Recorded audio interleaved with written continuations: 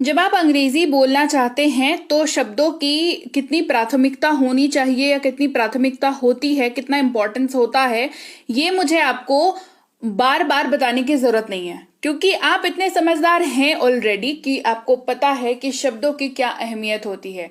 अब शब्द जो है वो कई प्रकार के होते हैं, कुछ जो बहुत इंपॉर्टेंट होते हैं, कुछ जो थोड़े कम इंपॉर्टेंट होते हैं, और कुछ जो आपकी लैंग्वेज को एक लेवल ऊपर उठाते हैं, आपकी भाषा जो आप बोल रहे हो उसको एक स्तर ऊपर लेकर के जाते हैं। तो आज की क्लास में वो वाले शब्द कवर करेंगे जो आपकी लैंग्वेज को एनहांस करता है, यानी कि एक स्तर ऊपर लेकर के जाता है। तो चलिए आज की क्लास को शुरू करते हैं। सबसे पहला शब्द है एंजाइटी। हाँ, मैंने पूरे क्लास में थ्रू आउट द क्लास मैंने जितने भी वर्ड्स आपको कराए हैं, इन सब का मैंने एकदम रियलिस्टिक एग्जांपल्स एक तो सेंटेंस में दे रखा है। दूसरा सबसे इंपॉर्टेंट चीज दैट इज उच्चारण, बिकॉज अनोखे से शब्द है ना, तो उच्चारण इनका अनोखा हो सकता है इन सम केसेस। तो आपको सही उच्चारण जो है आना जरूरी हो जाता है when you talk about these kind of words. Okay, तो मैंने कोशिश की है कि मैं हर एक शब्द का उच्चारण आपको लिख करके दे दूं।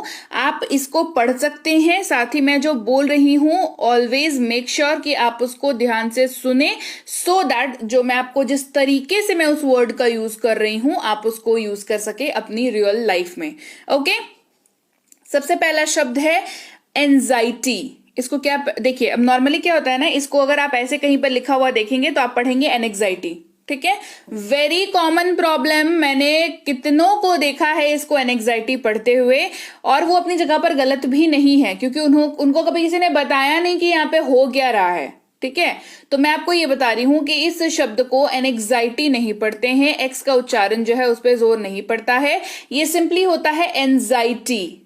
Clear, anxiety. ज यहां पर साउंड आता है, एक्स का एक्स साउंड होता है ना, लेकिन यहाँ पे ज साउंड आता है, तो ये एंजाइटी पढ़ा जाता है, जिसका मतलब होता है चिंता, फिक्र, व्याग्रता। मतलब जो आप कभी थोड़े अकबक अकबक सा मन लगता है ना, बेचैन सा मन लगता है, वो उसको उस फीलिंग को कहते हैं एंजाइटी वाली फीलिंग। कैसी फीलिंग है? एंजाइटी वाली फीलिंग है। उनकी आवाज चिंता से भरी थी। किसी से आप बात कर रहे हो और उसके आवाज में आपको चिंता महसूस हो रही हो, और जाहिर सी बात है क्लोज अगर व्यक्ति है तो आपको महसूस हो जाता है कि सामने वाला चिंता में है या नहीं। ठीक है, तो उनकी आवाज जो है वो चिंता से भरी थी। His voice was full of anxiety. His voice was full of anxiety. ईमानदार, सच्चा, अपने काम को सही समय पर पूरा करने की सोच रखने वाला, वो व्यक्ति होता है सिंसियर। कैसा होता है वो होता है सिंसियर। जैसे स्कूल्स में जब हम लोग पढ़ते थे तो आपने सुना होगा कि अरे बहुत सिंसियर बच्चा है। मतलब क्या था उसका? कभी आपने सोचा कि बहुत सिंसियर बच्चा है? आपको अगर सिंसियर का मतलब नहीं पता होगा तो आपको पता ही नहीं चलेगा कि तारीफ हो रही है या बुराई हो रही है ना। तो सिंसियर वो होता है जो ईमानदार होता है, सच्चा होता है, अपने काम को करने के लिए बहुत ज्यादा हमेशा अपने काम को सही तरीके से करता है, या करने के लिए मतलब हमेशा तत्पर रहता है। हमारी कंपनी को एक ईमानदार कर्मचारी की जरूरत है। Our company needs a sincere employee. Sincere जो समय पर अपने काम को पूरा करे, जो समय पर ऑफिस आए, समय पर ऑफिस से जाए, एक्स्ट्रा काम बोल दो तो भी करे। इन टर्म्स ऑफ एम्प्लॉय अगर मैं बात करूं तो सिंसियर एम्प्लॉयज की जरूरत होती है कंपनी में। फिर है प्रशंसा करना या तारीफ करना। कोई अगर किसी की प्रशंसा कर रहा है, किसी की तारीफ कर रहा है, तो उस पूरे प्रोसेस को क्या कहते हैं? कॉम्प्लीमेंट कर रहा है। क्या कर रहा है? कॉम्प्लीमेंट कर रहा है। अगर आप अपने किसी फ्रेंड की तारीफ कर रहे हो तो आप क्या कर रहे हो? आप उसको कॉम्प्लीमेंट कर रहे हो, राइट? जैसे हमें हमेशा दूसरों की तारीफ करनी चाहिए। We should always compliment others. अब हर मैटर पे नहीं तारीफ करनी चाहिए। तारीफ जो है वो डिपेंड करता है, तारीफ के लायक भी चीज होनी चाहिए। ठीक है, तो अगर मान के चलिए किसी ने आपके लिए कोई बहुत बढ़िया किया, या किसी का बर्थडे है, वो बढ़िया सा ड्रेस वगैरह पहन करके आपके लिए पार्टी वगैरह दे रहा है या दे रही है, तो आप क्या कहेंगे उसको कि वाह बहुत अच्छे लग रहे हो, बहुत अच्छी लग रही हो, तो आप उसको कॉम्प्लीमेंट देंगे, है ना। तो हमें कोशिश करनी चाहिए, किसी ने अगर कुछ अच्छा कर रखा है, कोई अगर अच्छा दिख रहा है या कोई अच्छा काम किया है तो उसकी तारीफ करें, यानी कि उसको सामने वाले को कॉम्प्लीमेंट करें, है ना। फिर है धारणा या अनुभूति, जिसका मतलब होता है परसेप्शन। परसेप्शन, जैसे धारणा बना लेना कि कोई एक चीज है, मान के चलिए उसके बारे में आपकी एक धारणा हो सकती है, मेरी अलग हो सकती है ना, तो वो आपकी परसेप्शन है और ये मेरी परसेप्शन है, समझ रहे हैं। तो वो क्या है, धारणा, मतलब अंग्रेजी में इसको कहते हैं परसेप्शन। इस्तेमाल, मेरी धारणा में आपको वहां जाना चाहिए, in my perception you should go there. अब मान के चलिए कहीं पर जाने की बातचीत हो रही है और आपको लगता है कि सिचुएशन की डिमांड के हिसाब से जो व्यक्ति आपके सामने है उसको किसी कोई जगह पे जाने की बात हो रही है, वहां पर जाना चाहिए, है ना। तो ये आपकी धारणा है, सामने वाला बोल रहा है मैं नहीं जाऊंगा, वो उसकी धारणा है, वो उसका परसेप्शन है ना। तो इस तरीके से परसेप्शन वर्ड का यूज करते हैं। फिर है परिपूर्णता या उत्तमता, ये है परफेक्शन। अब मैं एक बात बताऊं, परसेप्शन और परफेक्शन दोनों में कंफ्यूज कतई मत होइएगा, बिल्कुल ही अलग इस्तेमाल है इनका और मतलब भी बिल्कुल अलग है, ठीक है। परसेप्शन ये हो गया जहां पर आप धारणा की बात करते हैं, परफेक्शन जहां पर आप उत्तमता की, एकदम सटीकता की बात करते हैं, परफेक्शन, है ना। कोई काम जो परफेक्ट होता है और जो वो करता है जो व्यक्ति, वो उसने उसको परफेक्शन के साथ किया हुआ है। जैसे उन्होंने उत्तमता का लक्ष्य रखा, he aimed at perfection, he aimed at perfection. अब मान के चलिए किसी कोई एग्जाम की तैयारी कर रहा है और एग्जाम में उसको बहुत बढ़िया नंबर आ गए, तो उसने कहा कि मैंने आंसर्स जो है बहुत बढ़िया तरीके से लिखे थे, मैंने पूरी परफेक्शन के साथ तैयारी करी थी, मतलब फुल रिसर्च था उनका, उसके बाद तैयारी करी और बढ़िया नंबर आए। तो उन्होंने परफेक्टली तैयारी की, परफेक्शन के साथ तैयारी की, याद रहेगी बात। अगला है कल्याण, जिसको वेलफेयर कहते हैं, अंग्रेजी में वेलफेयर, है ना। आपने सुना होगा वेलफेयर फंड के बारे में, वेलफेयर चाइल्ड केयर के बारे में, है ना। ये वेलफेयर में हम लोग डोनेट कर रहे हैं, इसका मतलब होता है कल्याण। वेलफेयर का सीधा सीधा मतलब होता है कल्याण। जैसे वे उसके कल्याण की परवाह करते हैं, they care for his welfare, they care for his welfare, किसी के कल्याण की परवाह करना।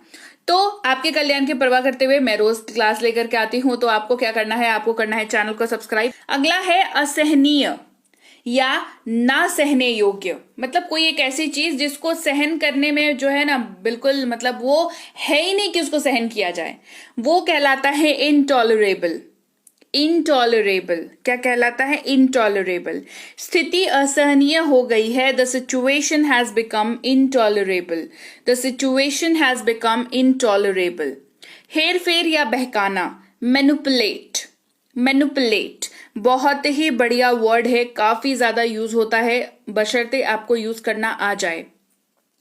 मैनिपुलेट का मतलब होता है हेर फेर करना या बहकाना। मतलब क्या होता है एक्चुअल में, रियल लाइफ में कैसे यूज होता है, आप जब अपनी बातों से सामने वाले का बेवकूफ बना रहे होते हैं या उसके सोच को एक तरीके से अपनी सोच में कन्वर्ट करने की कोशिश कर रहे होते हैं, चेंज करने की कोशिश कर रहे होते हैं, तो उस सिचुएशन को कहते हैं कि आप सामने वाले को मैनिपुलेट कर रहे हैं। क्या कर रहे हैं, उसके दिमाग के साथ बेसिकली खेल रहे हैं।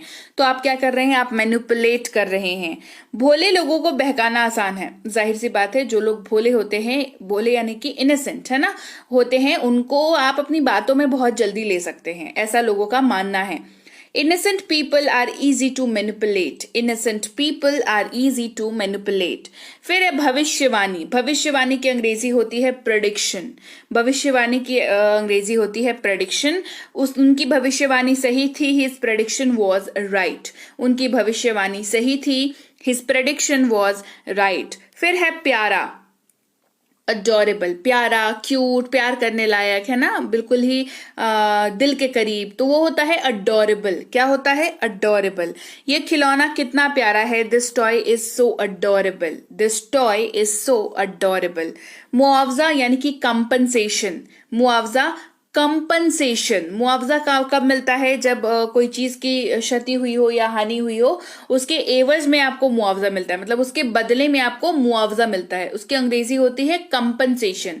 अगर आप न्यूज़पेपर्स पढ़ते हैं तो आपने कई बार इस वर्ड को पढ़ा होगा, या न्यूज देखते हैं तो आपने कंपनसेशन वर्ड सुन रखा होगा। और अगर आपको समझ में नहीं आता था कि इसका मतलब क्या है, तो आज के बाद से तो समझ में आ जाएगा। जैसे सरकार ने उन्हें मुआवजा दिया, the government gave them compensation. अब क्या होता है कि नॉर्मली कहीं पर मान लीजिए कुछ प्राकृतिक आपदा आ गई, जैसे अर्थक्वेक हो गया या कुछ हो गया, तो आपने सुना होगा कि गवर्नमेंट जो सरकार है उन्होंने उन्हें प्रति व्यक्ति 5-5 लाख रुपए का मुआवजा देने की घोषणा की। ये बहुत ही कॉमन लाइन है जो कभी भी किसी भी प्राकृतिक आपदा के बाद जो है सुनने को मिलता है न्यूज चैनल्स पर। इसका मतलब है सरकार ने उन्हें कंपनसेशन देने की बात की कि जो भी उनका लॉस हुआ है उसके एवज में उनको क्या दे रहे हैं, पैसे दे रहे हैं, तो कंपनसेशन इसको कहते हैं। लगभग या अनुमानित, लगभग अप्रोक्सीमेट, क्या यूज करते हैं, अप्रोक्सीमेट। अनुमानित समय 3 बजे है, the approximate time is 3 o'clock। मान के चलिए आप किसी ट्रेन की वेट कर रहे हैं जो लेट है, तो आप जब काउंटर पे पूछने जाओगे ना कि कितने देर और लगेगा, कितनी लेट है ट्रेन, तो आपको जो सामने से जवाब आएगा वो होगा कि अनुमानित समय जो है वो 3 बजे का है। ठीक है, तो अनुमानित समय या अप्रोक्सीमेट टाइम है ना, मतलब हम लोग ये एक्सपेक्ट कर रहे हैं कि 3 बजे तक आ जाएगी, बट लेट हो सकता है, जल्दी भी हो सकता है। तो अप्रोक्सीमेशन का कॉन्सेप्ट जो है वहीं पर आता है जहां पर आप श्योर नहीं है किसी भी चीज को लेकर के। आजकल यानी कि नाउ अ डेज, आजकल मेरी तबीयत ठीक नहीं है, now a days I am not feeling well, now a days I am not feeling well. नवीनीकरण यानी कि रेनोवेट, नवीनीकरण यानी कि रेनोवेट, आपको अपने घर का नवीनीकरण करना चाहिए। You should renovate your house, you should renovate your house. देशभक्तिपूर्ण, जो देशभक्ति से भरा हो, चाहे वो भावना हो, चाहे वो गाना हो, चाहे वो कुछ भी ऐसी चीज जिसमें देशभक्ति झलकती हो, उसको कहते हैं पैट्रियोटिक। क्या कहते हैं, पैट्रियोटिक। इस्तेमाल, मुझे देशभक्ति के गाने सुनना बहुत पसंद है, I love to listen to patriotic songs. अब 15 अगस्त 26 जनवरी आती है तो कितने बढ़िया लगते हैं, गाने बजते हैं ना, हमारे देशभक्ति के गाने बजते हैं। तो कौन से गाने बजते हैं, पैट्रियोटिक सॉन्ग्स बजते हैं जो देशभक्ति को रिप्रेजेंट करते हैं, है ना। फिर है गड़बड़ करना, बर्बाद करना, मतलब बिल्कुल ही ये कर देना, गड़बड़ कर देना, यानी कि स्क्रू अप। क्या कर देना, स्क्रू अप कर देना। वह हर बार योजना गड़बड़ कर देता है, he screws up the plan every time, he screws up the plan. हर ग्रुप में ना एक बंदा ऐसा होता ही है जो सारी प्लानिंग कर लो, सारी चीजें कर लो, और एक बंदा होता है जो एन मोमेंट पे प्लान को गड़बड़ कर देता है। तो उसने क्या किया, प्लान को उसने स्क्रू अप कर दिया, प्लान को क्या कर दिया, स्क्रू अप कर दिया, प्लान को बर्बाद कर दिया। ठीक है, फिर है स्पष्ट यानी कि एपरेंट। स्पष्ट की अंग्रेजी होती है एपरेंट। आप सफलता के स्पष्ट उदाहरण है, you are apparent example of success, you are apparent example of success. ठीक है, स्पष्ट यानी कि सीधे तौर पर, साफ साफ, मतलब जिससे आप कंपेयर कर सके। तो मैंने यहाँ पे क्या एग्जाम्पल दिया आपको कि स्पष्ट तौर पर सक्सेस के एग्जाम्पल है, मतलब सक्सेस का मतलब उस व्यक्ति का नाम, तो वो स्पष्ट रूप से, यानी कि एपरेंट वो क्या है, उसके एग्जाम्पल है। प्रवृत्ति यानी कि टेंडेंसी, प्रवृत्ति किसी व्यक्ति की जो प्रवृत्ति होती है, प्रवृत्ति आप समझ रहे हैं, किसी व्यक्ति का बेसिकली जिस तरीके का उसका व्यवहार होता है या जिस तरीके के उसका नेचर होता है, अगर आसान भाषा में कहूं तो उसको अंग्रेजी में टेंडेंसी कहते हैं। अब किसी को अगर मान के चलिए कोई व्यक्ति है जिसको दोस्ती निभाने की आदत है, या उसकी जो मंशा रहती है वो हमेशा यह रहती है कि मैं अपने दोस्त के साथ दोस्ती निभाऊं, तो उसकी प्रवृत्ति जो है वो दोस्ती निभाने की है, यानी कि उसकी टेंडेंसी क्या है, दोस्ती निभाने की टेंडेंसी है। उसकी हर समय हार मानने की प्रवृत्ति होती है, he has a tendency of giving up all the time. अब ऐसे व्यक्ति भी होते हैं जो एक काम किया वो नहीं हुआ तो अरे मुझसे तो कुछ भी नहीं होगा, मैं तो कुछ भी नहीं कर पाऊंगा या कर पाऊंगी, इस तरीके की सोच रखते हैं। ठीक है, तो इसको कहते हैं कि क्या, नेगेटिव टेंडेंसी है उनकी, नेगेटिव प्रवृत्ति है, हार मान लेने की प्रवृत्ति है, यानी कि गिव अप कर देने की। आ रही है बात समझ में। फिर है पारदर्शक यानी कि ट्रांसपेरेंट, ये तो बहुत आसान है, मुझे पारदर्शी लोग पसंद है, I like transparent people. Transparent का मतलब होता है आर पार दिखाई देने वाला, अगर लिटरली हम टर्म्स में जाए तो, लेकिन लोगों के लिए भी इसका इस्तेमाल किया जाता है, व्यक्तियों के उपमा देने के लिए। जो व्यक्ति मन के साफ होते हैं, उनके दिल में जो होता है उनकी जबान पर भी वही होता है, वो होते हैं ट्रांसपेरेंट पीपल। कैसे होते हैं, मतलब एकदम बहुत ही बढ़िया, एकदम सही लोग हैं ना, ट्रांसपेरेंट लोग हैं। अपमानित यानी कि ह्यूमिलिएट, अपने माता पिता को अपमानित ना करें, do not humiliate your parents, do not humiliate your parents. उत्साही यानी कि इंथुजियास्ट, उत्साही, जो हर काम को लेकर के ना बहुत ही उत्साही रहता है, तो वह एक उत्साही कर्मचारी है। He is an enthusiast employee. मतलब किसी कंपनी में होता है ना, कोई एक ऐसा व्यक्ति होता है, एक दो व्यक्ति ऐसे होते हैं जो हर काम को लेकर के ना उतने ही उत्साहित होते हैं जितने वो एक छोटे से छोटे काम को लेकर के होंगे, तो बड़े से बड़े काम को लेकर के भी उत्साहित होंगे, है ना। कुछ लोग होंगे जिनको किसी चीज से कोई फर्क नहीं पड़ता, तो जिनको उत्साहित, जो उत्साही होते हैं उनको इंथुजियास्ट कहते हैं, ठीक है। जिम्मेदारी यानी कि रिस्पॉन्सिबिलिटी, वह जिम्मेदारी से बचने की कोशिश कर रही है। She is trying to avoid responsibility. She is trying to avoid responsibility. Responsibility मतलब जिम्मेदारी, किसी चीज का भार लेना, राइट। अच्छा, गंतव्य यानी कि डेस्टिनेशन, गंतव्य मंजिल यानी कि डेस्टिनेशन। शिमला हमारी पसंदीदा अवकाश गंतव्य है। Shimla is our favourite holiday destination. Shimla जो है मनपसंद क्या है, हमारा गंतव्य स्थान है। हॉलीडेज में, छुट्टियों में हम लोग शिमला जाना पसंद करते हैं। आम भाषा में इस लाइन को कहूं तो छुट्टियों में हमारा पसंदीदा जो स्थान है जहां पर हम लोग जाना पसंद करते हैं वो है शिमला, करेक्ट। तो अंग्रेजी में Shimla is our favourite holiday destination, है ना। आजकल आप सुन रहे होंगे डेस्टिनेशन वेडिंग, डेस्टिनेशन वेडिंग। इसका मतलब क्या होता है, इसका मतलब देखिए डेस्टिनेशन वर्ड उसमें भी है ना, और वेडिंग, वेडिंग का मतलब होता है शादी, ठीक है। तो डेस्टिनेशन वेडिंग यानी कि आप जहां पर रहते हो वहां से आप कहीं और जाते हो, आपके डेस्टिनेशन, आपका गंतव्य जो है वो कहीं और है और आप वहां जाकर शादी करते हो, तो वो हो गई डेस्टिनेशन वेडिंग। अप्रत्याशित यानी कि अनएक्सपेक्टेड, आपने एक अप्रत्याशित काम किया है। You did an unexpected work. किसी ने, अनएक्सपेक्टेड का मतलब होता है जिसकी आप उम्मीद नहीं कर रहे थे, वैसा काम अगर किसी ने कर दिया तो वो अनएक्सपेक्टेड है, चाहे वो अच्छा काम हो या बुरा काम हो। अगर आपको कहीं जाना था, आपने कैब की बुकिंग करी है, आपने टैक्सी बुलाई है और एन मोमेंट पे टैक्सी वाले ने गच्चा दे दिया, कैंसिल कर दिया, ठीक है, तो वो अनएक्सपेक्टेड सिचुएशन है, क्योंकि आपने ये सोचा नहीं था कि वो कैंसिल करेगा कभी भी, है ना। तो ये क्या हो गया, ये अनएक्सपेक्टेड सिचुएशन है। अगर आपको, जो आपका बर्थडे है लेकिन आपको लगा किसी को याद नहीं रहेगा और कोई आपके लिए बड़ी पार्टी दे देता है, तो ये भी एक अनएक्सपेक्टेड सिचुएशन है। समझ रहे बात को। तो ऐसा वर्ड जो वैरायटी में यूज हो जाता है। फिर है भेदभाव यानी कि डिस्क्रिमिनेट, है ना। आपने सुना होगा डिस्क्रिमिनेशन बहुत होता है, यहाँ पर डिस्क्रिमिनेशन बहुत होता है। तो डिस्क्रिमिनेट वर्ड से बना है डिस्क्रिमिनेशन, जिसका मतलब होता है भेदभाव। डिस्क्रिमिनेट यानी कि भेदभाव, जैसे परिवार के सदस्यों के बीच भेदभाव न करें। Don't discriminate among family members. ये नॉर्मली ऐसा होता है जहाँ पे 2-3 बच्चे होते हैं घर पे, तो किसी ना किसी बच्चे को लगता है कि मेरे साथ भाई सबसे ज्यादा भेदभाव होता है, उसको ये चीज दी मेरे को ये नहीं दी, उसको ये चीज दी मेरे को ये नहीं दी, ठीक है। तो इसको कहते हैं भेदभाव, है ना। उसको ऐसा महसूस होता है, ऐसा हो नहीं रहा लेकिन उसको ऐसा महसूस होता है कि उसके साथ भेदभाव हो रहा है, तो उसके साथ उसको क्या लगता है, उसके साथ क्या हो रहा है, उसके साथ डिस्क्रिमिनेशन हो रहा है, डिस्क्रिमिनेट, है ना। लाभ या फायदा, एडवांटेज वर्ड का यूज करते हैं, जैसे उसे अच्छी शिक्षा का लाभ है। She has the advantage of a good education. अब मान के चलिए आप अपने स्कूल में पढ़ते हैं, आप नए नए स्कूल में गए हैं, या आप कोई नया नया व्यक्ति स्कूल में आपके क्लासमेट बन करके आया है या कॉलेज में है, तो आपने देखा होगा कुछ बच्चे होते हैं जिनको हमें जिनको देख करके लगता है ना, अरे इनको तो सभी आता है, सब कुछ आता है इनको, है ना। हमें जो चीज नहीं होती है वो उनके चीज लिए पुरानी हो जाती है, ऐसी वाली फीलिंग आती है लोगों को देख करके। तो हमें क्या लगता है कि अरे उनकी एजुकेशन अच्छी रही होगी, बचपन से पढ़ाई वढ़ाई अच्छी करी होगी उन्होंने। इसका मतलब है कि उन्हें अच्छी एजुकेशन का एडवांटेज है, ठीक है। अब मान के चलिए किसी के फादर हैं जो बहुत रसूखदार हैं, मतलब बहुत बढ़िया पोजीशन पर है, कोई अच्छे पद वद पे है और उसके वजह से उसको कुछ बेनिफिट मिल रहा है, तो उसको क्या है, एडवांटेज है। अब कोई मान लीजिए पदाधिकारी है, उसको आप गए, उसको लाइन नहीं लगना पड़ा, उसका काम हो गया, तो उसको उस पद का एडवांटेज है, राइट। उदार यानी कि जेनरस, जिसका दिल खुला हुआ होता है और वो मतलब बहुत ही दान ध्यान करता है। जेनरस मतलब दिल बड़ा होता है। मेरे पास एक उदार हृदय है, I have a generous heart.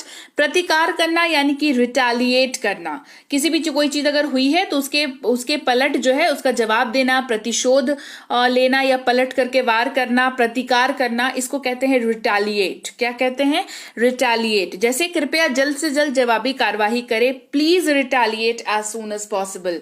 आपने देखा होगा कई बार जो है आपको मैसेजेस वगैरह आते हैं या ईमेल्स वगैरह आते हैं, तो उसमें ये वर्ड जो है यूज होता है, रिटालिएट करके वर्ड यूज होता है, जिसका मतलब होता है कि आपसे जो है रिस्पॉन्स की उम्मीद की जा रही है जल्दी से जल्दी। तो रिटालिएट करना यानी कि रिस्पॉन्स करना, वापस से कोई एक चीज हुई है उसके ऊपर आपका रिएक्शन आना, वो रिटालिएट करना होता है, राइट। तो चलिए भाई, ये थी आज की क्लास जहां पर हमने सीखे बहुत सारे ऐसे वर्ड्स जो अनोखे हैं और आपकी जो लैंग्वेज है उसको एक स्टैंडर्ड पर लेकर के जाते हैं, एक लेवल अप कर देते हैं आपके लैंग्वेज का। तो क्लास कैसी लगी कमेंट करके मुझे जरूर बताइएगा। क्लास बढ़िया लगी है, क्लास को लाइक करिए, शेयर करिए। सब्सक्राइब नहीं किया है तो सब्सक्राइब क्यों नहीं करते हो यार, सब्सक्राइब कर लिया करो ताकि मैं रोज क्लास लेकर के आती हूँ। सब्सक्राइब करेंगे तो इससे आपको बेनिफिट क्या है? सबसे पहले चीज तो सब्सक्राइब के लिए कोई पैसे नहीं देना है, ये फ्री है सब्सक्रिप्शन, ठीक है। दूसरा, आप जब सब्सक्राइब करोगे तो मैं जो भी क्लास लेकर के आ रही हूं जो आपके नॉलेज को एनहांस करती है, नॉलेज को बूस्ट करती है, वो नोटिफिकेशन आपको मिल जाएगी अपने मोबाइल स्क्रीन पर। तो आप आसानी से क्लास को देख पाओगे, है ना। क्लास को देख पाओगे, क्लास को सेव करके रख पाओगे अपने पास, उसकी नोट्स बना पाओगे। तो सब्सक्रिप्शन इज अ मस्ट, जरूर किया करें सब्सक्राइब। तो चलिए भाई, मैं आपसे मिलूंगी आपकी अगली क्लास में। Till then, thank you so much for watching.